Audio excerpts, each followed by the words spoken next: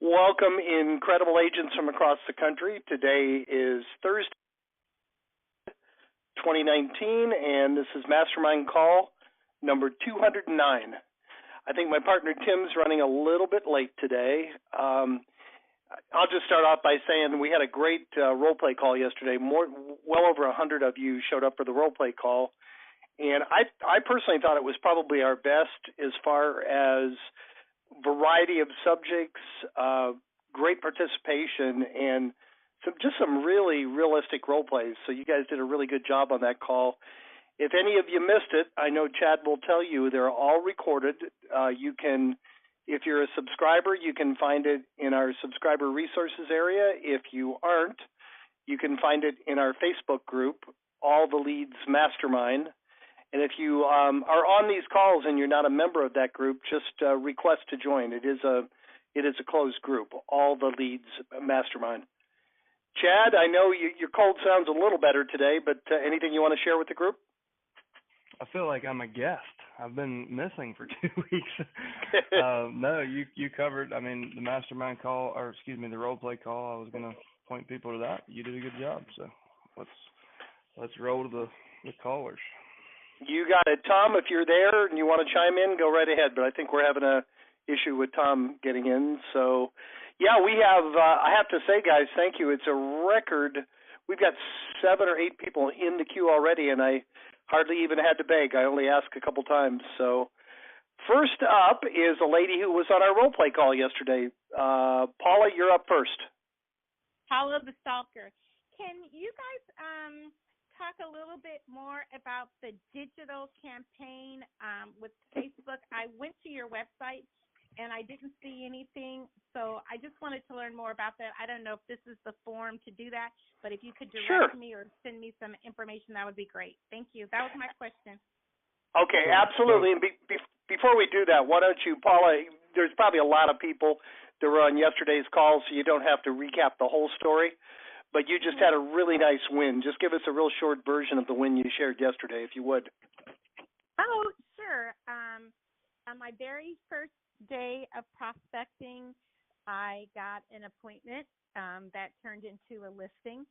And I also had 2 other appointments that are going to be turning into future listings. They just were waiting for their letter of testimony.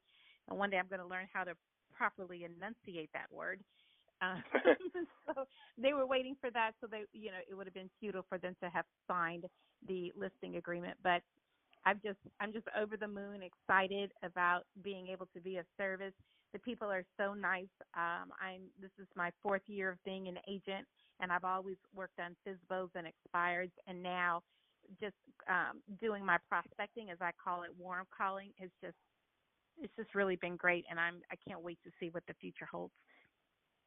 Excellent. And you did okay with testamentary. We had a guy yesterday who called the personal representative the executor. Yeah, that was. we said you might want to change your language just a little bit there. It was funny. We had a little bit of fun on the call. Go ahead, Chad. I interrupted you twice. Go ahead. Sorry. No worries. Good to circle back for the people that didn't get to hear that yesterday. And congrats again, Paula. The digital marketing service that we're providing is called LeadFollow. So the kind of the summary page of that right now, if you go to alltheleads.com/LeadFollow, that is the page that has FAQ. There's a video of me prior to getting this illness. We'll kind of explain where it was at that point. It's very rapidly evolving and improving. But in a nutshell, we're going to take the last 12 months of lead files that we have for you and put them into an audience. And right now it's a Facebook audience. And we will, depending on what your budget is, we have budgets ranging from $150 a month all the way up to $1,000 a month.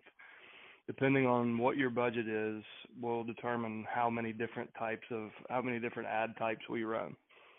So it can range from just a single image to a carousel to video ads and even personal branding. If you go all the way up to $1,000 a month, we'll run, in addition to your probate campaign, we'll run kind of a personal branding campaign.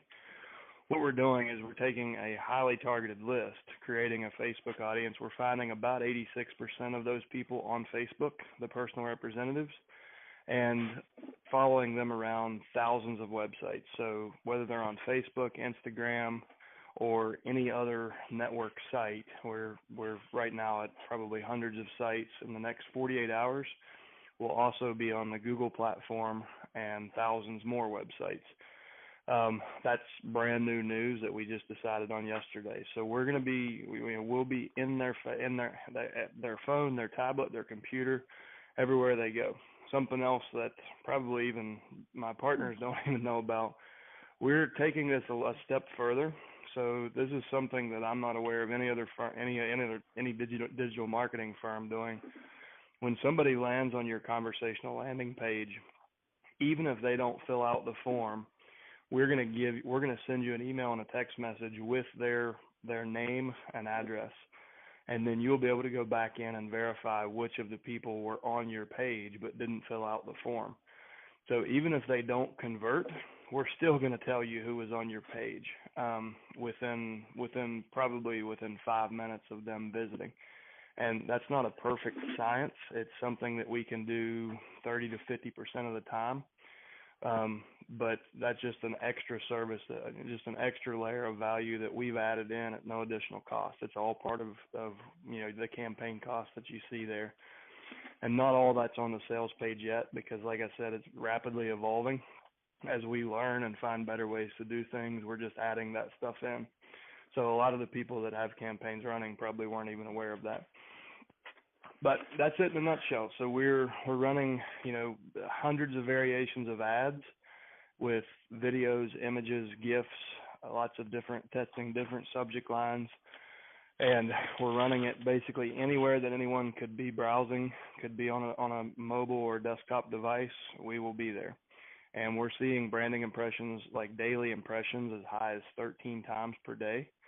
So if you can imagine, someone got a letter from you, they got a phone call, and every time they picked up their phone in the last 24 hours, they saw one or more of your ads, including a personal branding ad with, your photo, phone number, and website. The one other thing I'll talk about, if for those of you that don't, if I haven't been clear enough, we use a conversational landing page. And what that means, and you can see a demo page if you go to alltheleads.com/LeadFollow, you can see a demo of this. But we use a series of questions that one at a time. So it's, let's get started. What's your name? And then they'll start to answer questions, very similar to how we do on the phone. So it's not one big daunting form with all this information they have to fill out. We're presenting it in a conversational format. And depending on what their answers are, we have kind of decision trees. So if they say yes, then the answer could be A or B, or if they say no, it could be a different A or B. What we find is the conversion rates on those landing pages are as much as 300% higher than they are on a standard web form landing page.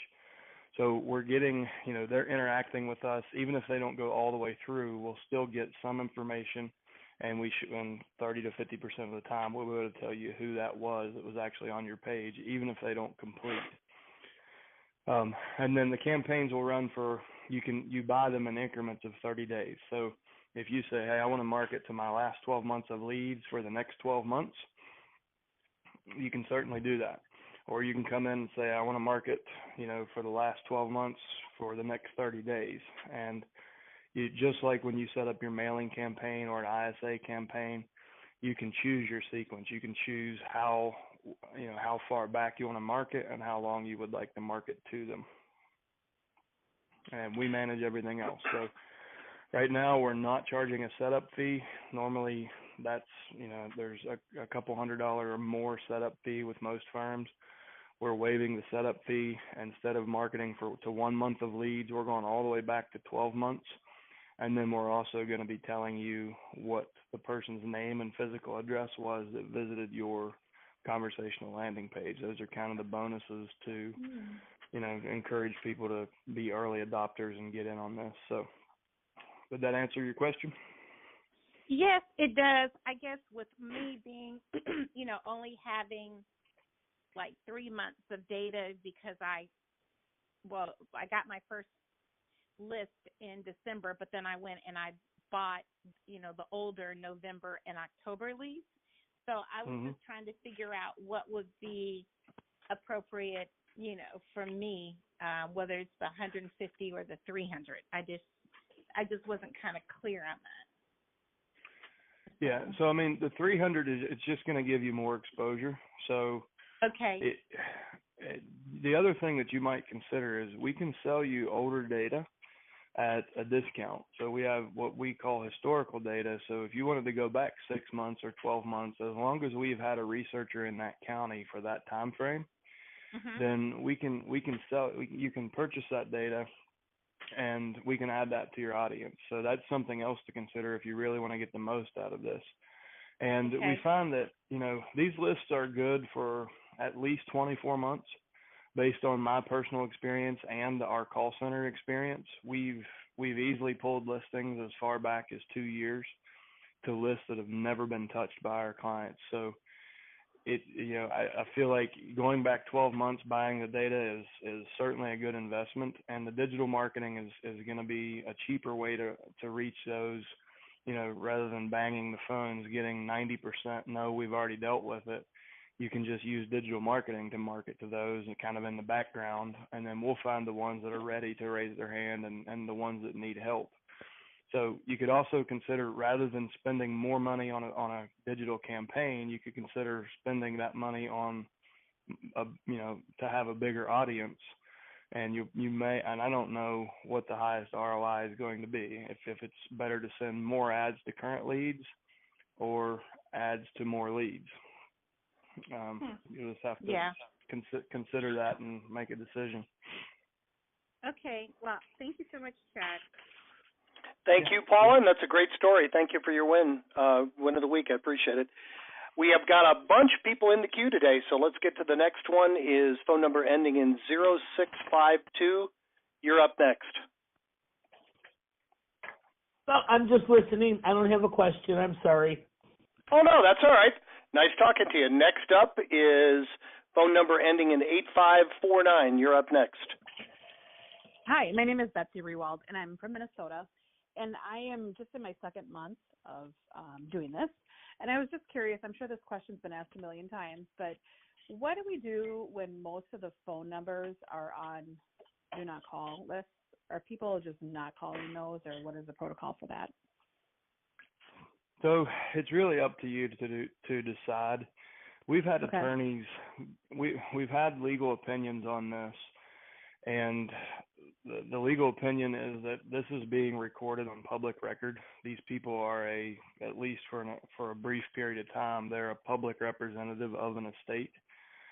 Now, it's never been tested in a courtroom, and we've never had, not that I'm aware of, we've never had a single subscriber get a complaint for a DNC violation. So you kind of, use your own judgment.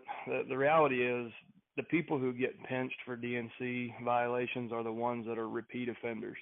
So if you're calling someone the second and third and fourth time, then you can get yourself in hot water pretty easy. It's easy to see that you clearly violated. It sounds to me like you're aware of the law, and like if you do find somebody who complains, you could simply say, we'll take you off the list, or a mistake was made, and you're probably okay. But it's up to you and your broker, what your level of risk tolerance is. We don't really see a concern with it, and that's based on multiple millions of calls at this point. We've never had anybody get in trouble. Okay. Yeah, thank you. I was just going to add. Remember, these people are agreeing to have their information put into the public records, that I'm the person to contact regarding this estate. So I think it would be pretty difficult to turn around and say, I agreed to have my information put in there, and I didn't want you to call me. So, yeah, like Chad said, do this for 5 years. We can't legally tell you to do something, and like Chad said, check with your broker. But we can tell you that we're not aware of any of our subscribers ever having a single complaint. So that gives you your odds, right? It does, yes. Thank you. All right, you're very welcome. Next up is phone number ending in 6446. You're up next. Hey, this is Peter from New Jersey. I'm working with a an executor who was willed a house. He's working through the probate process, and his big issue is, I guess, Medicaid wants money from the estate. They don't know how. He doesn't know how much. I guess he had an attorney friend send a letter, but didn't get any response from them. Now, I think Medicaid suggested, hey, live in the house, enjoy it, until we figure it all out. And, I know the house needs repairs. He says he'd like to keep it, but he keeps saying he has no money. So I don't see how he'll be able to keep it. So it's either a property that can list for sale or, sell to an investor. So the big question is, how do I figure out the Medicaid piece, and kind of what are some of the options I can offer him? So do you know if Medicaid has placed a lien on the title? Not yet. That would be the first step. You can go do you have a good relationship with your title company? You give them a lot of business? Yes, I got a good title company.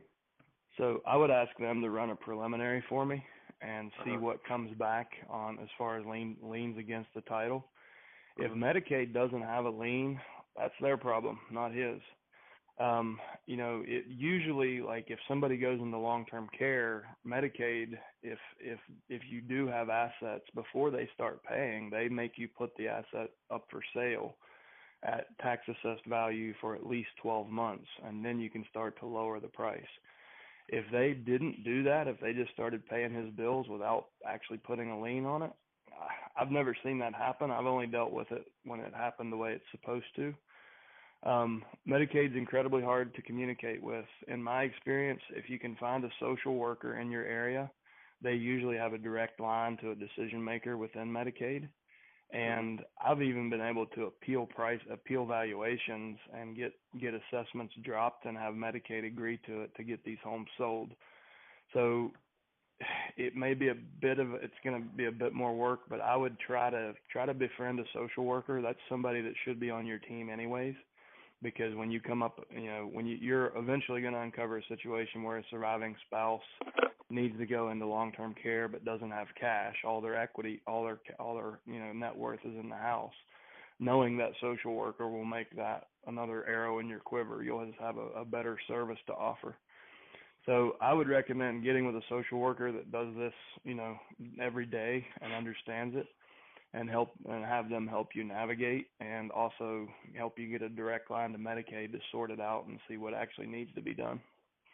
So any general social worker or how do I find the one that I use here she's a social worker for the city of Roanoke, and we're a Commonwealth, so we have six governments right here in one town. But I just went with a city social worker, and she's extremely knowledgeable. And I would say try to look in the municipality that the house is in. That way, that it's a relevant conversation to that social worker. It's in their jurisdiction, and they'll probably be more interested in helping you. So I would just, look in the city that the house is in and call, just look up whatever town it is, Springfield social workers. And it may take a couple of, you might have to talk to a couple people, but you should be able to find the right person. Okay. Now, if we luck out and there is no lien on the house, because the guy had died pretty recently. It was his uncle, and it wasn't an elongated process, but there was a process. So if we find out there is no lien, can he just quit claim the deed over, or is that not suggested? I mean, what would is there any different path? I'm not sure. Does New Jersey probate require court approval? No.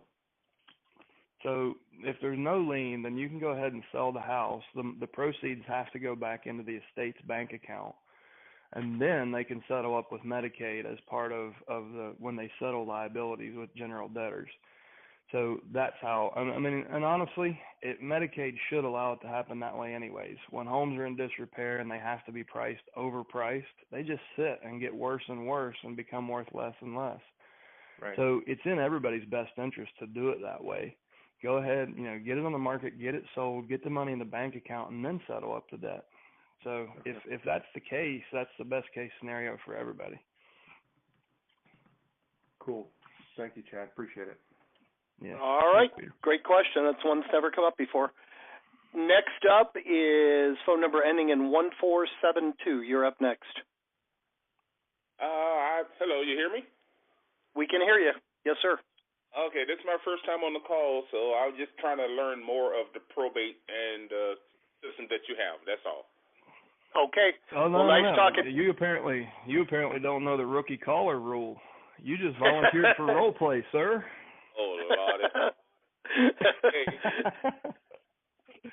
We'll let you off the hook this time. All right, appreciate it. Yeah, I'm here in Florida, so I'm just first time on the call. Well, thanks for being here. All right. Welcome.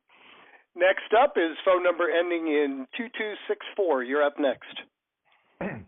Hello. I'm fairly new with you. My name's Jay. I am on my third mailing now, and I had talked to you before on my first mailing. There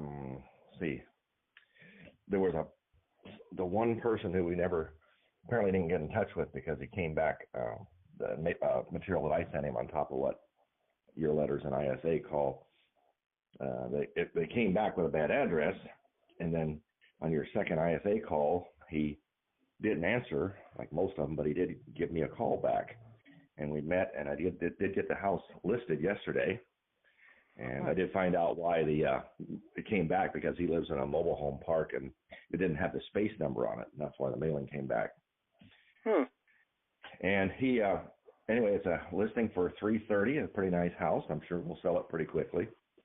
And so I'm just happy about that. One question did come up, and I hadn't heard it yet, was that their attorney told them before they could sell it, they had to get it with their accountant and get an EIN number. And I know that's for, we use those for our corporation or nonprofits.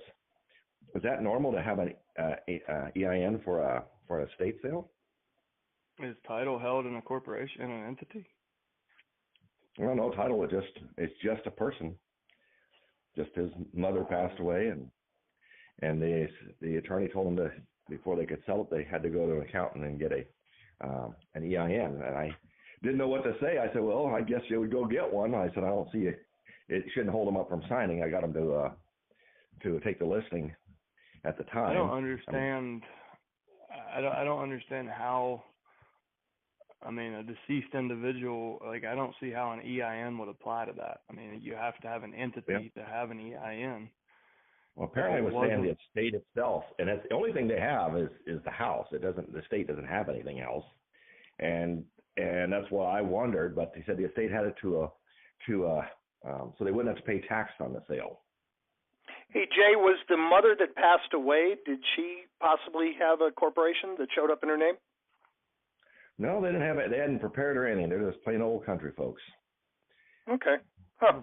And, don't know. They said it was to avoid taxes. Now, one thing we do, I don't know how it would work, because in Washington here, when you sell your house, you do have to pay a 1.78% excise tax, and you got to be careful that you don't sell it twice. So there is an exemption already on the inheritance, so that it passes through, so they don't have to pay it, when they get it and then when they sell it. But I've never heard of having an EIN. Proceeds when they sell, is it going into the heirs corporation or the heir personally? Just divided among three heirs. Huh. Yeah. But so maybe one of the heirs has one. It's going to go. I mean, it will go into the bank account for the estate is where it would go first. And that's what he's saying you need an EIN for. Bank account for the estate, so it doesn't have to pay taxes. And I've done these before I got with you here, just occasionally, and I've done a lot of real estate over the last 12 years, and I've never heard of that, so I just played along with it because I didn't want to appear ignorant, but I thought I'd ask you if you'd seen that before. It sounds like you may have uncovered a savvier than most attorney that actually knows a loophole. And if I were you, do you have a CPA on your probate team, like a CPA that you've discussed stuff like this with? Well, I have my own personal CPA for our corporation, I can ask him. So this could be a huge benefit to you. If this is a loophole that can save all families that you work with in the future money, I would learn as much as I possibly could about it and then work it into my marketing message. So I would be marketing by, this is this little known secret, kind of you can go with a Halpert style copywriting, but, discover the little known secret in the state of Washington and how you can save 1.78% on the sale of an estate property, something like that. So if it's legit and people can save money, it could be a great marketing hook for you. Oh, that's a good idea. Yeah, I plan to call the attorney. I would sit down with the CPA and learn as much as you can about it. And if you don't mind, come back here and educate the rest of us. This is the first I've ever heard of it. Okay. Well, that's why I asked it. I didn't see it in our materials, but I'm just happy to get my first one down. That pays for everything, and then hopefully we'll get more now that we're on our third mailing. That's great, Jay. I have a bit of an unorthodox request. Like I love audiobooks, but I can't always get the books that I want to read in audio. If I mail the books to you, will you read them and record it and then email it back to me? And what's the fee for that? Are you kidding? Like the best narrator voice ever. He's got this Michael Gerber voice. Oh, I just was wondering where you got that from. Okay. Who are you speaking to? Me? Yeah, you've got a great narrator voice. Oh, I didn't know that. So, but yeah, sure, I'd give that a shot. That'd be fun. All right, thanks a lot, Jay. Congratulations on your win. I appreciate it. Appreciate you participating. Okay. Next up is phone number ending in 7430. You're up next. Hi, it's Sara Hibbard calling from the Atlanta area. Happy New Year. Hi, Sara. Same to you, Sara. Hi, I just wanted to call and let you folks know. Earlier today, I was on the phone and doing a lot of different things, and I was aware that your prospector Lisa was calling my list, and she set 4 appointments this morning. And I just wanted to tell you, she is the bomb. Please assign her to me all the time. She is absolutely the bomb. But what I wanted to let you know is that here right before the call started, probably half an hour or so before the call started, she spoke with somebody who told her, no, don't set an appointment for me yet. We want to research Sara and then we'll call her ourselves. And I was really surprised. I got a call out of the blue from somebody that I did not know would be calling, and we spoke quite a while, and we're going to meet on Saturday. So, but thank Lisa for me. She's starting the year off great, and I hope she's starting it off so well. I think I may be starting it off very well because of her. So let her know that, please. And the other thing I wanted to let you know is somebody that I had been trying to work with and did meet back in June, and have been trying to cultivate them all along. They too have finally sent me an email this morning asking to meet next week. So just wanted to let you guys know that it is working. It just sometimes it just takes time. Well, that's great. Well, thank you for that. I think Lisa's probably on this call, so she heard your compliment, and we appreciate that. Well, thank you very much, Lisa. Just so you know, Sara, just so you know, you're in one of those markets where this doesn't work. Would you agree? Atlanta is one of those markets where we've heard, that just doesn't work there. But so it can be hard. It can be hard, but I know that it does. So it's just perseverance. Sara, that's wonderful. Did you try to make the calls yourself, or did you just start off with having our ISAs do it for you? No, I've been letting. I didn't want to screw anything up, and so I wanted to make sure that everything was being done perfectly the way you guys want it to be done. So you've been sending out my letters, and you've been doing my calls, and I probably should follow up with more calls. But I have not done that yet. Okay. Boy, that's great. Thank you so much. And Chad's right. That you're in one of those markets. We've had a number of people tell us it just doesn't work there. So, same thing with New York City. I think it took us 4 or 5 subscribers before we had a really successful one. So, hey, anything works if you do. And thank you so much for the compliment for Lisa. I'm sure she appreciates it. And congratulations. Call back in the next week or two. Let us know how many of those listings you get. Well, the other thing that I want Lisa to know is that this particular person who called me this morning told me that she evidently talked to him for a while, and she kind of, I think, talked him off a ledge. And he was very, very complimentary about her. He said, "You have an excellent person in your office." So please let her know, and I would love to have her constantly all the time. So just let her know that. We won't give you her last name. You might just hire her away from us, so we can't afford to do that. But well, I have her last name right in front of me. So. I'm just kidding. That's great. Thank you so much.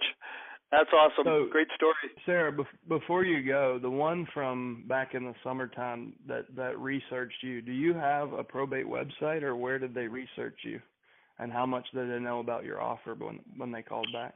Oh, this person today, yes, he evidently went to she gave him my website, and I said, "Did you get a letter from me?" And he said, "You know what?" He said, "We did get your letter." He said, "It came last week," but he said, "With all the Christmas and everything going on, somehow we just can't find it, and it might have accidentally got thrown away." And I said, I would have sent you something else next month, so you wouldn't have gotten away that easily. But he's a real nice guy, and they've been through a lot, it sounds, by our conversation, and so I'm looking forward to meeting him on Saturday. Yeah. So I just want to underscore for everybody else, like, I mean, I was being facetious. Like, you're in one of those markets where we've had a lot of people just give up too early. And I've yet to see a market where the system doesn't work if you work with the system. And the fact that you sent mail, you followed up with a phone call, and you had a website, it took all 3 of those things to get you on the phone with that person. And it sounds like you pretty much have that one in the bag. So, all these things that we talk about and we offer, they all work in unison with each other. And you're right. Like, we have enough experience. We know how to, execute a full campaign. One thing you might consider to take this up another level is adding the digital marketing campaign. I've already done that, Chad. I did. Okay, perfect. early this morning, I clicked on the link, and so I think you guys are in the process, and I'm hoping and praying that will be a really good vehicle. That's awesome. Yeah. So the more branding impressions you have, guys, the more likely you are to have these conversations. And I found the same thing with my website. Like, I could tell you what time the mail ran by looking at analytics. Like, the site traffic would go from nothing to 50 to 60 people in a 2 or 3 hour window. So these people are looking for you online. They're trying to check out and see why you're calling yourself a probate specialist or a probate expert. And the websites aren't made to convert. They're made to make the phone ring, or they're made to give you credibility when you make that outbound call. And it's just the compound effect of all these different things they're seeing about you that really, really differentiates you from anyone else in your market. Well, and one other thing to that, Chad, is that you guys have also made a flyer for me. And so this week, actually yesterday, I was out passing out, I had written a letter and then put the 2 flyers in each one and a business card. And I have taken them around to, yesterday, about 20 nursing homes in the area. And I'm going to be passing them out also to attorneys in the area. So I'm hoping that too will get some response. Yeah. Well, great. Excellent. Well, thanks so much for sharing. Sarah, you're doing everything right. Please keep coming back and sharing. We really appreciate it. Will do. Okay, Thank you so much for all you do, and Happy New Year, y'all. Same to you. Thanks. Thanks. Jim, before we jump to the next caller, Jim, sure. Tom did some research and shared with us on Slack. So I'll just read what he pasted here. For the last caller in Washington, the decedent and their estate are separate taxable entities. Before filing the 1041, you'll need to obtain a tax ID number for the estate. An estate's tax ID number is also called an employee identification number, or EIN, and comes in the format 12-345678X. You can apply online for this number. So it's called an EIN. It's just the tax, like the estate has its own taxpayer identification number, and since an estate doesn't have a social security number, I'm making the assumption they're using an EIN instead of having a third category. Gotcha. Okay, and that as far as we know, that is exclusive to Washington State. That's not typical, no, correct? No, that's a federal. I just wasn't aware. You like one of the responsibilities of the executor is to file the final tax return. Okay. I wasn't aware that. I thought it was done under the deceased social security number, but my understanding of what we just read is that you file a tax return for the individual using their social security number, and you file a return for the estate using the estate tax ID, which is known as the EIN. Gotcha. Okay, good information. All right, next up is phone number ending in 6130. You're up next. Hello, everybody. Scott from New Jersey. Thanks for letting me on. Been listening to this for a while. There's a lot of great information here. This morning's announcement may have actually answered my question or may be able to cover it, but I still wanted to ask and see, is there anybody that's getting any type of responses or what's been working if through mass text messages to the executors? Excuse me. So we have had, it's not a service that we offer because it's a very, I don't know, I guess it's thin ice because of consumer protection laws. Yeah. We have had people on this call in the last year or two that have had incredibly good results in doing that. If you go to probably the easiest place is our Facebook group, All the Leads Mastermind. Okay. And you use the search bar in the left-hand sidebar and put in text marketing or text messaging, and you'll see some of those conversations that have happened over the last year or so. Okay. And it should also bring up the specific mastermind call where the person shared their experience and we discussed it. But just make sure you're really aware of consumer protection laws and understand your liability if somebody is not, you have to have an explicit written consent to text somebody. And if you don't have that and you can't prove that in an audit, you could find yourself in a class action lawsuit, and it can grow to a very big number with a lot of zeros really fast. Because if they file it as a class, then everybody's included that you've ever texted, and if they subpoena your phone records, you're going to get, I think it's $150 for every text to each number. So just make sure you understand your risk. It is really effective, but it is kind of a gray area as well. Okay, perfect. Yeah, I'll look into the page and get a little bit more detail on it. But I appreciate it. Thank you very much. Yep. Excellent. Chad, can you hear me now? I actually got disconnected. I had to call back on my other phone. Am I back on? Yeah, I can hear you, just not as well. Okay. Yeah, I had to call you back on a landline. All right, so we have, let's see, two more people in the queue. Next up is phone number ending in 2121. You're up next. Hi, this is Andrea in Florida, Lakeland, Florida area. Hey, Andrea. Hi. Okay, I just had a question, and I know this is probably very elementary to a lot of people out there, but I'm still really new to all of this.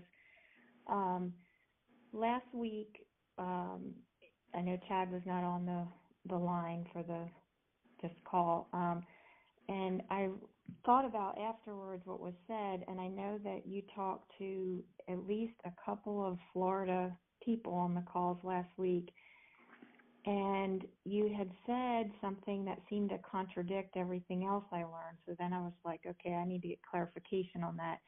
You had said something to the effect that the probate had to finish before the sale could be complete. Do you remember that last week during the calls? Jim, there, that's Chad? you. I wasn't on the call. I was out sick last week. Right. Oh, okay. No, I think if I remember correctly, what we were talking about was I think Chad, it might have even been on yesterday's. Was it last Thursday's call you're referencing? It was last Thursday, yes. Okay, I think the person called in and it was a listing agent, and he had another agent tell him that the property couldn't be listed or sold until the probate was completed.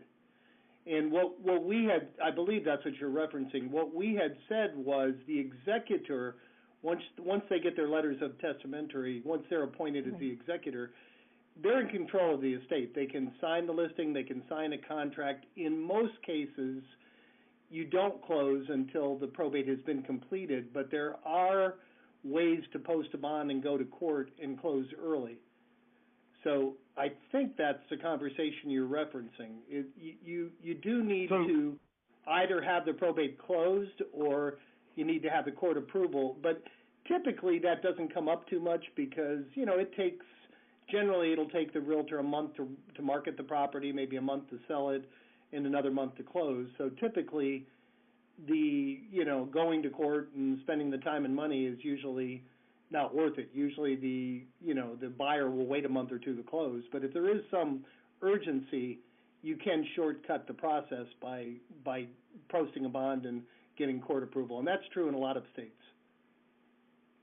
Yeah. Okay. And so the best thing, if you, let's say you have a listing now and you have an interested buyer, write in the contingency saying, this agreement, buyer, all parties agree this agreement is contingent upon probate court approval.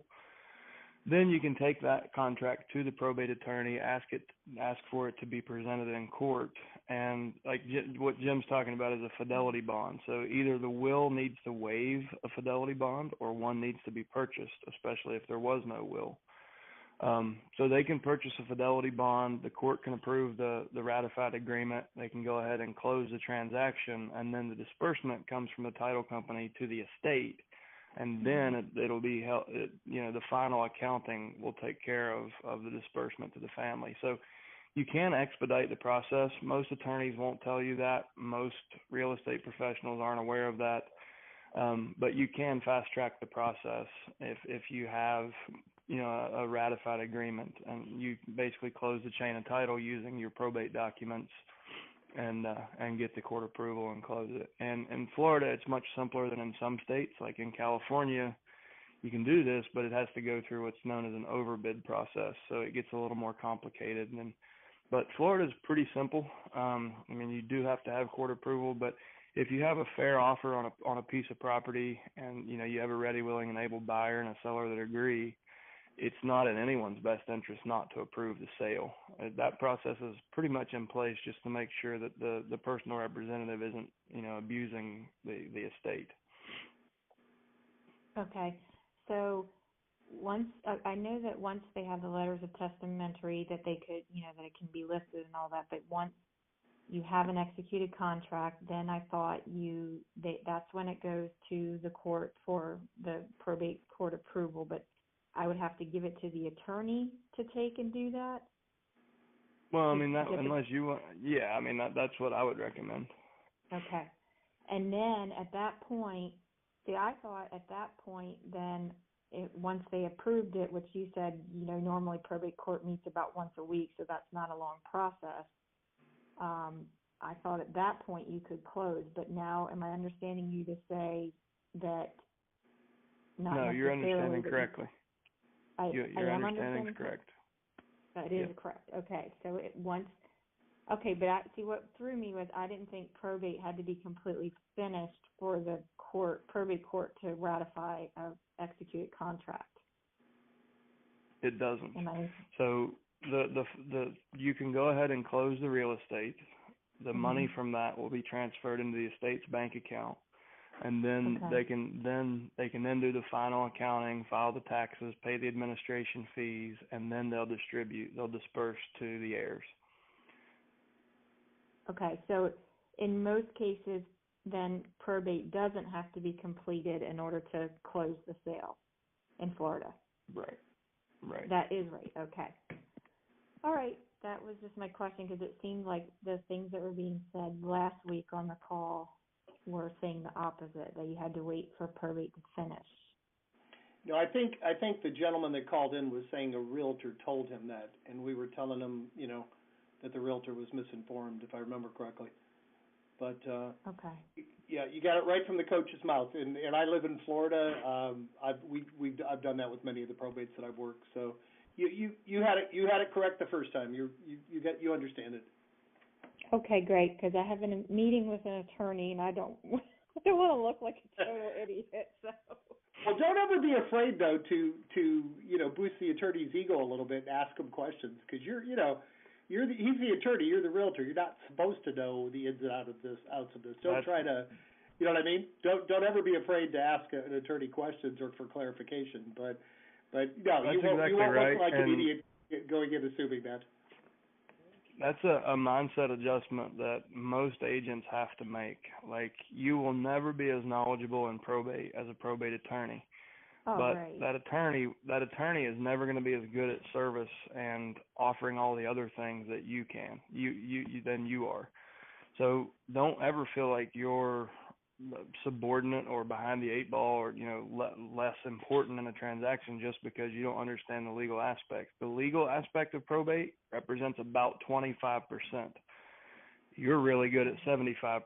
They're really good at 25%.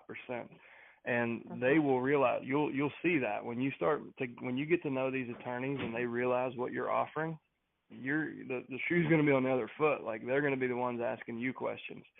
So don't, go into it with the right mindset. Like, you have a solution for 75% of that person's problems. The attorney only has a solution for 25%. So you're just as valuable in this process, and just remember that when you walk in that front door. So you're proud of what you're offering, and you know damn well it's valuable to the personal representative and the attorney. I guess my concern was I was concerned if I don't know some of these really basic things that they're going to say, and I ask these kinds of questions, and they're going to say, well, I thought you're supposed to be the certified probate expert in real estate, and you don't even know this, that kind of a thing. But that's not the case. You tell them, like, listen, I'm not getting paid for your 25%. You're supposed to know that part, aren't you? Yeah. I wouldn't say that to an attorney. I would probably butter him up and feed his ego a little bit. But you get it. No, they don't expect you to know the legal aspect of it. And like Chad said, it's a mutually beneficial relationship. It really is. So, just go in and a good way to enter that conversation is when you meet with the attorney, just say, listen, we're all different. We like to do things a different way. So is there anything I should be aware of? Like, is there any specific language that you would like to see when we're working with a shared client? Is there anything you would like me to be aware of in your process, or anything that you want to see in each and every listing agreement? And just talk about expectations and give them an opportunity to tell you what they think you should know before you ask. And then, you don't have to reveal your ignorance to get the education. Like, you can say, well, what do you want to see from me? And they'll probably say, well, most agents screw up here, and I would think that you probably will do it differently, and I need to do this, this, and this. And they'll probably tell you exactly what you need to know, like what they want to see. Okay. So what do you want to see from me? Is that what you said? Yeah. Is there like, just help me understand your process, and is there anything that I need to be aware of that should be in the listing agreement or the purchase agreement to make your life easier? Okay. Because they're going to be the one presenting in court, and what you're just going to show them that you're proactively trying to, make their life easier. And they're gonna recognize that. Okay. All right. Sounds good. All right. Take notes. Thank you. Thank you so much. And we have one more person in the queue. That should bring us up pretty close to the top of the hour. Last up this week is phone number ending in 0448. Hey guys, how you doing? It's Anthony. Hey Anthony. Great. How about you? How are you? Happy New Year to you.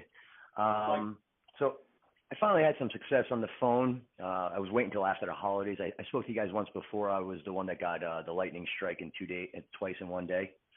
Yeah. Yeah. Yeah. So we gave it a little bit of a break for the holidays, and so I'm pretty much a ISA for my real estate office myself. Basically, my position is I call expired listings for sale by owners and now probates, and I generate that first point of contact as basically the director of client services, probate expert per se.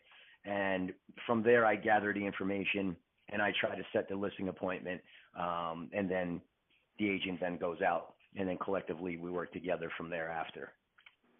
But at some point, I pretty much pull off, and I'm out of the transaction. So I had my first success with this one woman. She's actually living in the condo that she took over. I don't know if it was her husband's or her dad's. The last name is different, but his name and her name were both on title for a while from when they purchased the home, because I checked the tax record. I had a good conversation with her. She didn't receive. She wasn't sure if she received my letter or not, because she got a lot of mail at the holidays. A couple other people said things might have gotten thrown out and whatnot. She was very receptive. Blasted her with my opening script, quick little paragraph, who I am, how I got her information, what I do, and hit her with the question. And that's when she told me, yes, I'm living in the property. And she mentioned that there's a bunch of junk that she needs to get out, and she's thinking about selling it. She'd like to get out of there come the springtime and possibly move out of the county itself. And I said, okay, great. I asked her a few more questions about, the property, just to get some ideas of like what it looks like, just to keep her talking. But honestly, I kind of got stuck a little bit in my script where I didn't really know where to go, because I was going to then ask her for an appointment. But because I don't have a lot of experience, I'm not speaking from a lot of experience, like in past situations, and I didn't want to brag with her. So I just kind of asked her questions and kept her talking. And I felt like she wasn't going to hang up on me. So then she finally said to me, can you send me your information through an email? And I said, yeah, I'll actually send you an email with my contact info. I'll send you the letter again, and I'll send you out some more information about my company in the mail. So I put together a nice little packet, sent her a magazine from the company, a pen, and I sent her the letter again. And I have her scheduled now to make a follow-up call on Monday, which will be after she receives this package. And I'm sure she got the email, which I sent probably about 10 minutes after we hung up the phone. And the email was pretty much a duplication of the letter that we sent out in the mail. I just kind of reworded it a little bit and based it around the conversation I just had with her.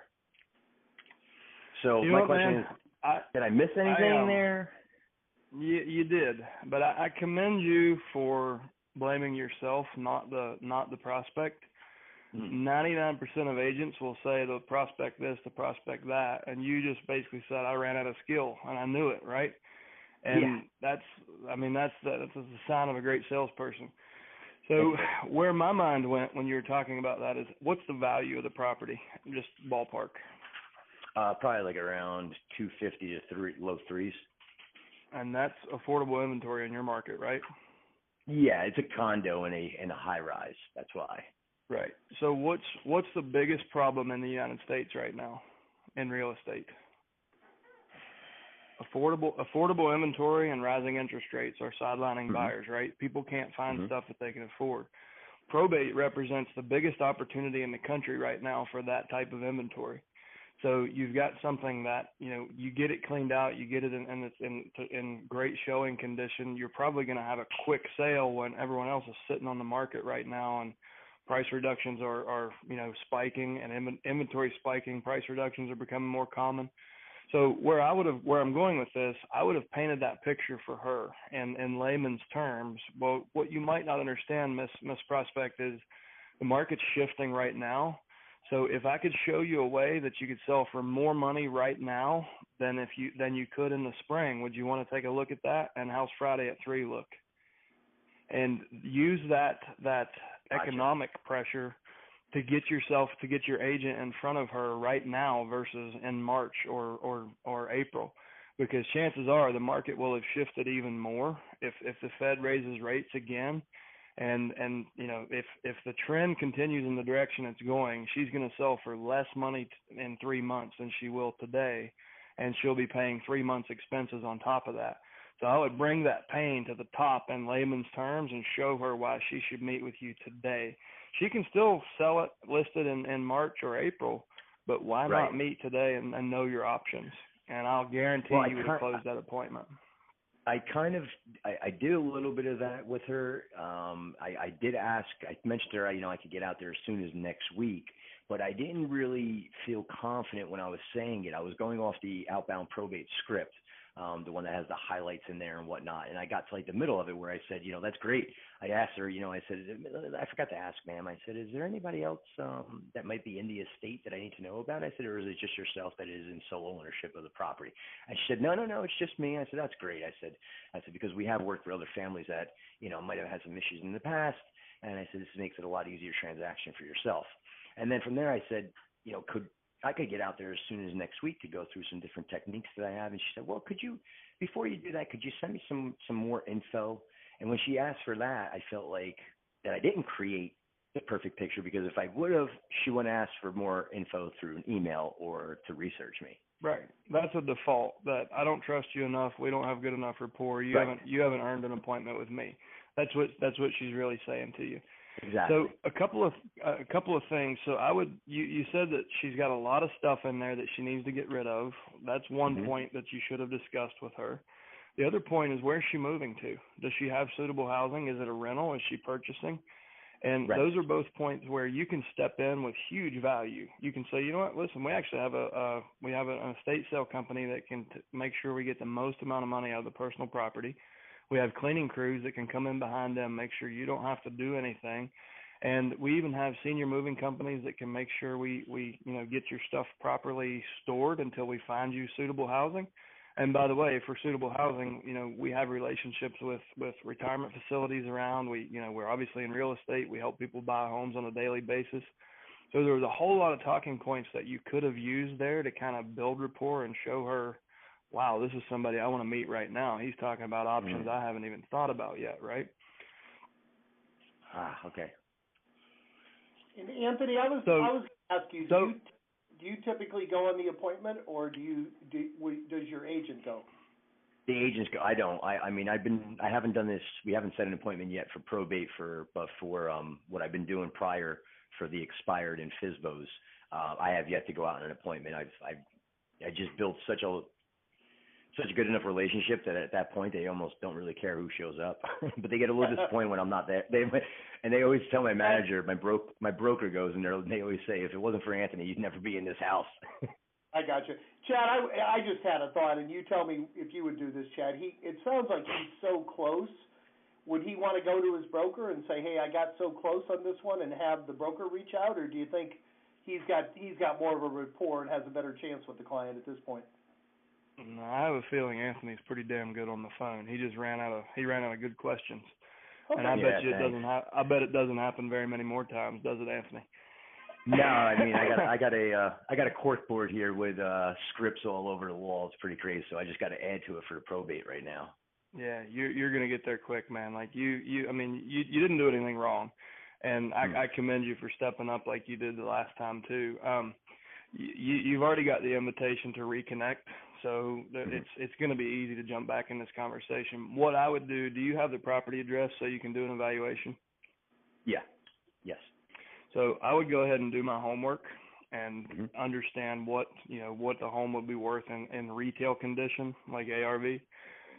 And I would call back and say, hey, listen, I was just reading an article, and there's a really good article in I think it was the Washington Post this morning, about the housing crunch, and you could even forward that to her. But just say, I was reading this article this morning, and it kind of got me thinking about our conversation. And I really think it's a disservice for me if I let you wait until March, because I believe the market's heading in a direction that's not in your favor 3 months from now. So I did some homework, and I've got a property evaluation. If it's okay with you, I would like to have Joe come out, because the sooner we can see the personal property situation, and we know the real estate situation, we can certainly help there. But one of the things you said that was a big challenge was getting the place cleaned out and ready for sale. And if we get involved now, then we can have the home ready for market faster. and you're going to pay less, less taxes, less insurance, less mortgages if that applies. And we can get you out at the peak of your equity versus the risking waiting if the market continues in this direction because of interest rates and yada, yada, yada. And I would try to, use that, like reopen it and say, listen, I was thinking about our conversation. Something reminded me. I went ahead and did all this work for you. Now can I come show it to you? And I'm ready. I'm more ready to help you than I was last time. How's Friday at 1 look? And I think you'll set that appointment with no problems. Okay. Okay. Cool. All right. Yeah, I sent her an email, and I also sent out a packet today, so that gives me another reason to follow up with her on Monday. And I'll use your techniques here. I appreciate it, guys. Thank you so much. Yeah. All right. Come back next week. Let us know how it worked. Guys, we're off to a strong start this year. Great role play call. Great call today. We're going to have a hard time picking between Paul and Jay and Sara and Anthony for the win of the week, but we will let you know who won. I want to thank you all for being here. We had well over 100 people on the call, and I want to end this call like I always do. You took the time to be here. Take one thought, one story, one thing that inspired you on this call. Go out and put it into practice and come back next Thursday and share your results with the group. Thank you so much, guys. Make it a great week. We will talk to you same time next Thursday. Take care.